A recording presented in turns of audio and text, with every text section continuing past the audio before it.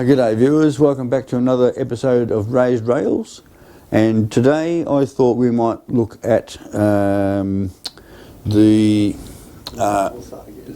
again. Crossovers I was going to say. Yeah. Crossover. Railway crossings, yeah. G'day viewers, welcome back to another episode of Raised Rails. Today I thought we'd look at the crossroads, the railway crossings on the track, and you will have noticed perhaps in some of our other episodes that we've already done them. We've done that because they needed to be done at a certain time while we were doing other things as well. So I've done them without you seeing. So what we're going to show you today is we're going to mock up one and show you how we did that. So I've got down here a board which I have temporarily screwed some track down on to represent the board, our track. I've got some plaster, bit of water, some masking tape, pair of scissors and some glasses so that I can see what I'm doing. I also need a carriage. I need a carriage with big wheels. I've chosen one with big wheels so that I can clean the wheels easy later rather than little tiny wheels. And also the big wheels will run through the wet plaster to start the indentation that I need on the track to make the road that goes over. So we start with, that gives us a nice indentation, nice and even through the track, and we let that set, and then we'll carve that out more later on once it's set. So you do need a spare carriage, one you don't mind getting the wheels dirty. It's only plaster, and you've got to wait for it to dry, and you just carve it off later off the wheels. Very easy, and you give the wheels a bit of a clean anyway. They're not a powered carriage or anything, so there's no electrical pickup, so it doesn't matter that much, okay? So this one's off one of our train sets outside, off our steam set outside. It's actually a double O carriage which has the same size track as HO, so if you know anything about that. So it doesn't matter about that. We want the same track gauge down here. So HO or double O carriage, like I said, one that you're not too fussed with. And obviously you can't use a loco because the wheels are fixed and they won't turn. So what we'll do, we need to make up some plaster first, and we need some water. You can use warm water, but if you use cold water you'll have more time. Warm water will make the plaster set faster, which you don't really want, because if it starts going off too quick you'll be in trouble. So the ratio I think is about 3 to 1 or something, and if you make it too juicy put some more plaster in. Make sure you've got plenty of plaster.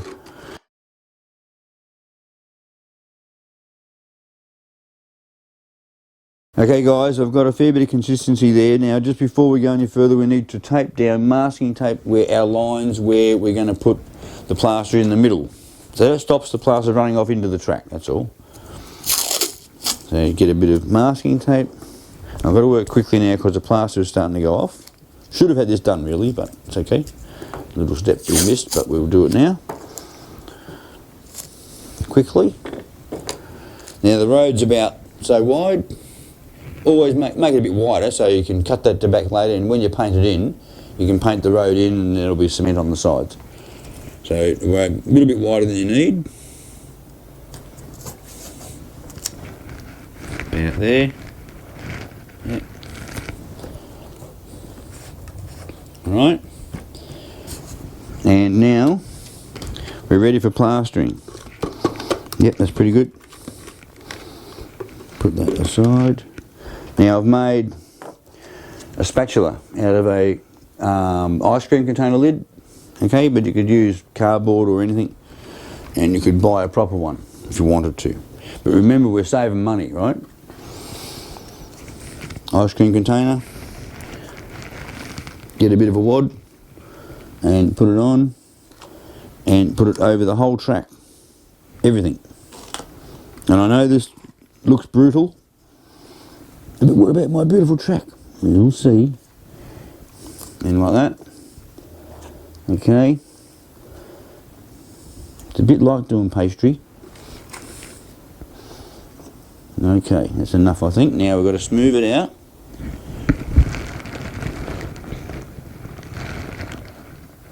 And remember, you're making a road, so it's got to go up slightly to the track and then down the other side. And just keep working it back and forwards.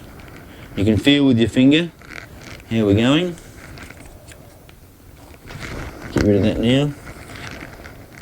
Don't need that. Right, now I've got to get down to the track. There's the track there, so across the track that way. We expose the track. And back again. Just keep working it till we're happy.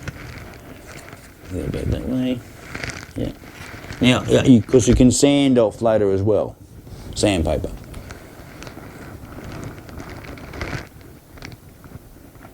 Okay, there's our track. Now we're going to go sideways like that from the track down. And now just smoothing off now. I've got the track just on the edge of the spatula. And back again. Okay, good. And now we'll just go down the road. Smoothing the road down. Down to level, right? Now, down there. Yep, a bit of a high spot there, just smooth that out. Yep, nice, very good. There. Now, what we do is let it set. Well, not quite yet, we've one little thing to do, not set yet. Hang on, wait a minute. This is the exciting part, where we run the carriage through. Get the glasses on now. Is that on? Yep. No. There. There. Yep. Yep. Okay, just push it through like that. Okay, can you hear that? Now I've got two beautiful little indentations. Excellent. Yep. And you'll see there's some stuff on there. We can wipe that off later. Wait for it to dry and it'll just flake off. Now at this point we need to let that dry and we'll sand up a little bit and it's almost complete. But that is how basically we do the railway crossing. And as you can see, the cars will roll over that quite nicely. But the problem will be when the train goes over, so you will need to clean out the track a bit more than that, and of course sandpaper to get the track back to steel. And we do all that later on. Okay guys, so it looks like we're finished here. Like I said, we've just got to wait for it to set and do the sand off and everything, a bit of painting, which we're not going to because it's a dummy, but that is how we did our railway crossings on the two roads on the track itself. So that's how you do it at home. Afterwards, if you like, maybe we'll just have a look at this. We can peel this off, I can show you that.